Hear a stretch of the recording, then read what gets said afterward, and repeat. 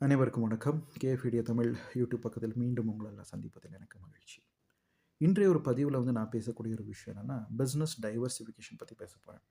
என்னது இது business diversification அப்படின்னு பார்த்தீங்கன்னா, நீங்க பார்க்கக்கூடிய அன்றாட வாழ்க்கையில பார்க்கக்கூடிய நபர்கள், பெரிய தொழிலதிபர்களா இருக்கட்டும், பிசினஸ்மேன்களாகட்டும், மில்லியனியர்ஸ், பில்லியனியர்ஸ்களாகட்டும், நம்ம தேசத்துல இருக்கட்டும் அல்லது வெளிநாட்டுகள்ல, வெளி மாநிலங்கள்ல அல்லது வெளிநாட்டுல, ஊர்ல இருக்கக்கூடிய நபர்களாகட்டும், யார நீங்க கூர்ந்து கவனிச்சீங்கனாலும் கூட, முதல் முறையாக அவங்க பிசினஸ் மேனா சக்சஸ்ஃபுல் ஆகுறதுக்கான ஒரு ஸ்டாண்டர்டான ஒரு விஷயம் என்னன்னா, அவங்களுடைய ஐடியாவ வச்சு ப்ரொபகேட் பண்ணி, அதன் மூலமாக அந்த ஐடியாவ மூலதனமா மாத்தி, அந்த மூலதனத்தின் வழியாக லாபத்த கொண்டு எட்டி இருக்கக்கூடிய நபர்கள் தான் கோடீஸ்வரர்களா இருப்பாங்க அப்படின்ற ஒரு விஷயம்.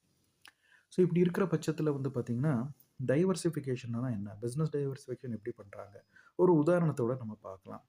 இப்போ மைக்ரோசாஃப்ட் கம்பெனிய பத்தி நம்ம பேசலாம். ஸோ பில் கேட்ஸ் அவர் பார்த்தீங்கன்னா, மைக்ரோசாஃப்ட் சாஃப்ட்வேர் அதாவது ஆப்பரேட்டிங் சிஸ்டம் மையமா வச்சு தான் அவங்களோட பிசினஸ வளர்த்தாங்க. அந்த ஆப்பரேட்டிங் சிஸ்டம் அன்றைய காலகட்டத்தில இருக்கக்கூடிய கம்ப்யூட்டர்ஸ்கள் எல்லாத்துக்குமே இந்த ஆப்பரேட்டிங் சிஸ்டம தான் பயன்படுத்திக்கணும்னு சொல்லி ஒப்பந்தத்த போட்டு, அவர் பிசினஸ தொடங்கினாங்க. அது ரொம்ப சக்சஸ்ஃபுல்லா அவங்களுக்கு அமைஞ்சிச்சுன்னு சொல்லலாம். ஸோ அந்த வந்த ஒரு லாபம் என்ன இருக்கு?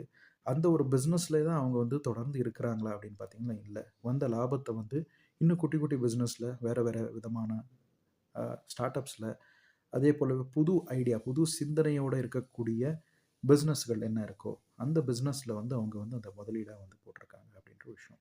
இப்ப நீங்க சமீபமா பார்த்தீங்கன்னா, LinkedIn அப்படின்னு சொல்லக்கூடிய ஒரு கம்பெனிய கூட மைக்ரோசாஃப்ட் அக்வயர் பண்ணிருச்சு. எதுக்கு அக்வயர் பண்ணிருச்சு?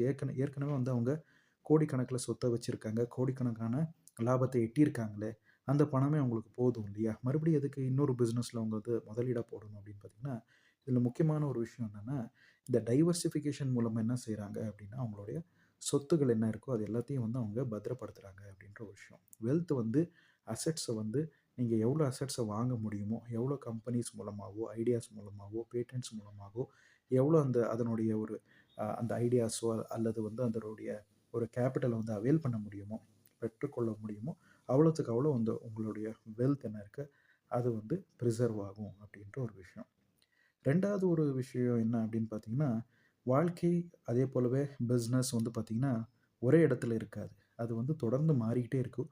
புது புது சிந்தனைகள் வரும். புது புது ஐடியாஸ் வரும். புது புது பிரச்சனைகள் வரும். அந்த பிரச்சனைக்கு ஏற்ப தீர்வுகள நம்ம கையாள வேண்டிய சூழ்நிலைகள் கூட வரும் அப்படின்ற ஒரு விஷயம். இதுக்கு இன்னொரு உதாரணம் நம்ம பார்த்தோம்னா, ஆப்பிள் பார்க்கலாம். ஆப்பிள் நிறுவனத்தில நீங்க பார்த்தீங்கன்னா, அவங்க இனிஷியலா ஒரு கம்ப்யூட்டர் பிசி பர்சனல் கம்ப்யூட்டர அவங்க ப்ராடக்ட்டா அவங்க மக்களுக்கு குடுத்தாங்க. ஆனா, இப்போ அந்த பிசினஸ் மாடலே அவங்க யூஸ் பண்ணல. இப்போ அவங்க என்ன செய்றாங்க அப்படின்றது நம்ம எல்லாருக்கும் தெரியும். ஐஃபோன் ப்ராடக்ட்ட வித்துட்டுருக்காங்க. இதுக்கு முன்னாடி ஐபேட் ஆகட்டும், ஐபாட் ஆகட்டும், வெவ்வேறு விதமான ப்ராடக்ட்ஸ்கள் அவங்க குடுத்தாங்க. இப்போ ஸ்ட்ரீமிங் பிளாட்ஃபார்ம்ல கூட வந்திருக்கிறாங்க அப்படின்றது. அதேபோல மொபைல்ல கூட அவங்களே தனிப்பட்ட முறையில iOS அப்படின்னக்கூடிய ஒரு ஆப்பரேட்டிங் சிஸ்டம் குடுக்குறாங்க அப்படின்ற ஒரு விஷயம். ஸோ ஒரு பிசினஸ் பார்த்தீங்கன்னா, ஆரம்ப காலகட்டத்தில அதனுடைய நோக்கமே ஒண்ணா இருக்கும். ஆனா, அது அப்படியே எவால்வ் ஆக ஒரு பரிணாம வளர்ச்சியால பார்த்தீங்கன்னா, இன்னொரு வடிவமே வடிவத்தில அது உருவாகிடும் அப்படின்ற ஒரு விஷயம். ஸோ இதே தான் நம்மளோட வாழ்க்கையிலும். இப்ப ஆரம்ப ஆரம்ப காலகட்டத்தில நமக்கு சில நேரங்கள்ல கஷ்டப்பட்டுருப்போம்.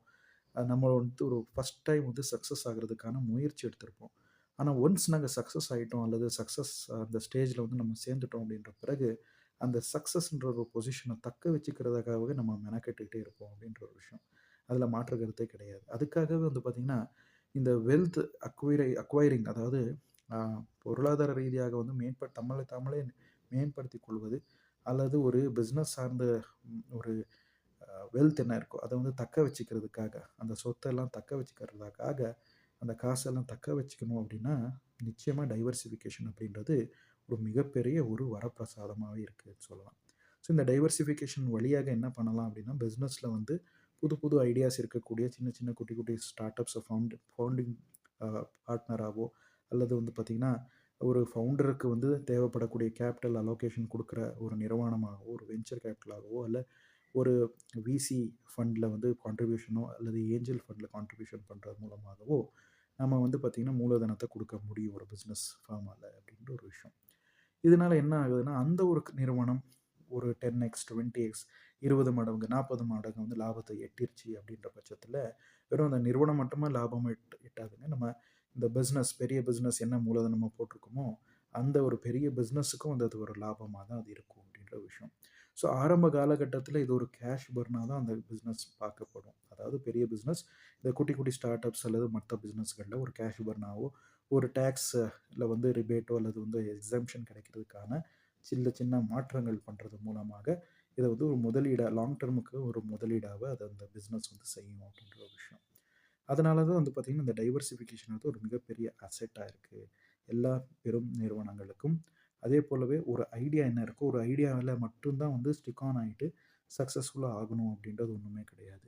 ஒரு ஐடியா சக்சஸ் அடைஞ்சிருச்சுன்னா ஒரு ஐடியா மூலமாக, அந்த சக்சஸ வச்சுட்டு மற்ற ஐடியாகள்ல அல்லது மற்ற ஐடியாக்கு எப்படி ஃபண்ட் பண்ணலாம்? அந்த ஃபண்டிங் மூலமா கூட நம்ம அந்த பிசினஸோடைய மாடல் என்ன இருக்கு? அத வந்து இன்னும் அ தொலைநோக்கு பார்வையில வந்து யோசிக்கிறம்போது, ஒரு நீண்ட காலத்தில வந்து நல்ல லாபத்த வந்து எட்டுறதுக்கான வாய்ப்புகள கூட அது உருவாக்கி குடுக்கும் அப்படின்ற ஒரு விஷயம். இதுதான் வந்து பார்த்தீங்கன்னா, பிசினஸ் டைவர்சிஃபிகேஷனுக்கு உண்டான ஒரு ரகசியம்னு சொல்லலாம்.